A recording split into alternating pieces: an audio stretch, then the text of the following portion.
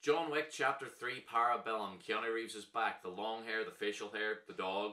There's a $14 million bounty on his head, and all of the accommodation, transportation, and weapons that are usually provided to him by the criminal underground are no longer provided because he has been excommunicated from that world, and his job basically is to survive, and that's pretty much all you need to know about the plot. When I saw the first John Wick film, I didn't love it. It was just okay. I thought that the plot and the main characters were dull and the action was very repetitive. I thought the same thing about the second one, and I continued to not really see what everybody thought was so great about them. With the third one about to come out, I thought, if I don't like this one, maybe I'll do a video analysing all three and trying to come up with reasons why these particular action films have never really grabbed me the way they seem to have other people. But now I've been saved the hassle of doing that because I actually like this one a lot, and I think that I am now finally on the John Wick train. So what was different about this John Wick that made it better than the others? Well, I rewatched the first two last week in preparation for the new one, and these are my thoughts on those. The thing about his murdered dog being the catalyst for all these events is silly. I know that it's more than just a dog, but it's still silly.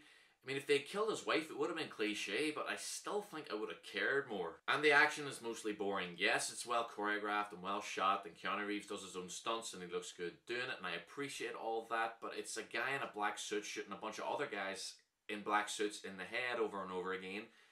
It gets repetitive and it gets boring. The second film mixes it up a bit, and I actually enjoyed rewatching it this time more than I did watching it the first time.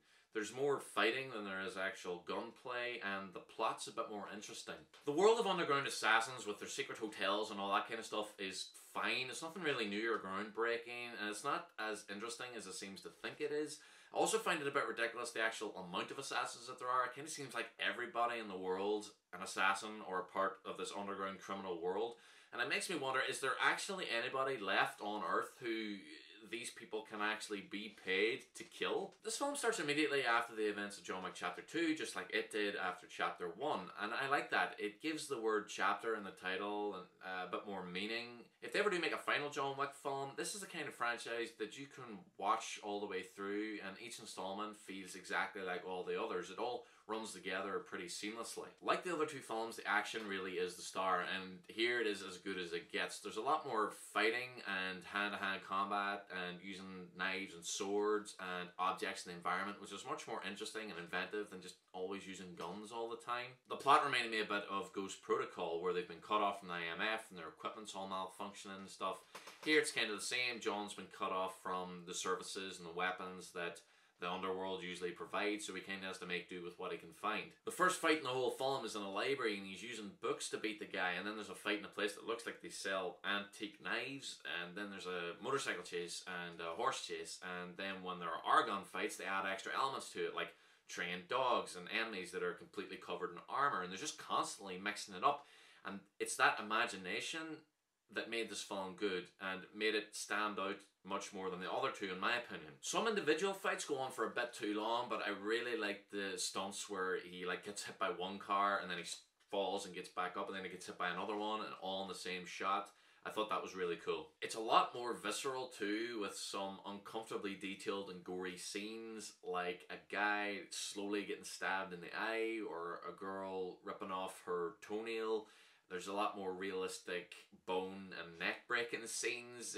It's gross and it makes you laugh in that way. It's kind of like, oh. Keanu Reeves is a good actor. He's great at the action, but he's a good actor too. And I know that part of the charm of these films is that John Wick doesn't really have that much of a personality, but I still wish there were some more moments where he showed that he was like sad or angry or like any other emotion other than tired, which isn't really an emotion. Most of the characters in this series aren't really characters. It's not as bad in this film, but throughout the franchise, most interactions are him coming across some new person and having a quick, detailless conversation that implies that they knew each other in the past and either they're on good terms or bad, and then they either fight or the person gives John help. That's how Halle Berry's character is introduced, and of course the only thing interesting about her is that she has two dogs that attack people to give some variety to the action scenes. There's some talk about a past with John, and she has a daughter, and the daughter's in hiding, but it's not really important, at least not in this film. Maybe it'll come up in some sequel, but I get the impression that the makers of these films don't really plan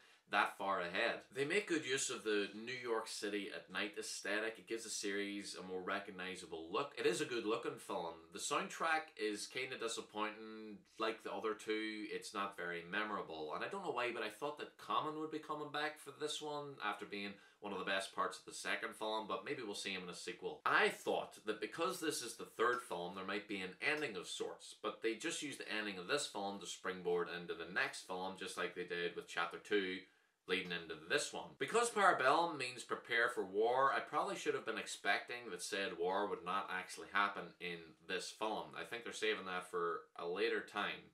It seems like this franchise is going to follow the Fast and Furious formula, with each installment getting more and more ridiculous as they go on. There's a scene in this film where John is trying to find someone, and he's told, drive out into the desert, follow a particular star in the night sky, walk until you're nearly dead, and then keep walking. At that point, this person may or may not find you.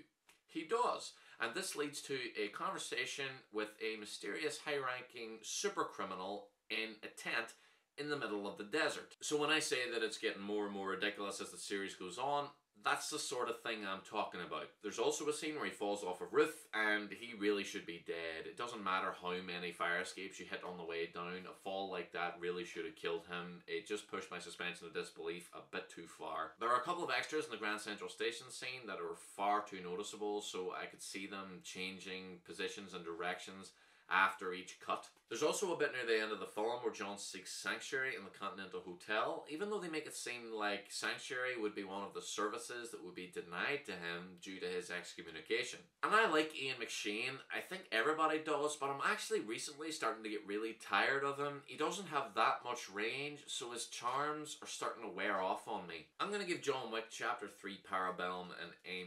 It does pretty much exactly what it sets out to do, create a vehicle for action scenes that doesn't require a great deal of effort to come up with a story for, and I really hope that someone somewhere is developing a John Wick video game, because that would be really good. Thanks very much for watching my review. Please like and subscribe, it helps the channel grow, and follow me on Twitter at LukeToTheMovies. Please comment down below, let me know if you've seen John Wick Chapter 3, what you thought of it, if you agree or disagree with my points about the John Wick franchise as a whole, or if you have any points of your own. And let me know what crazy stuff would you like to see John Wick do in Chapter 4. I'll be back soon with more reviews, and I'll see you then.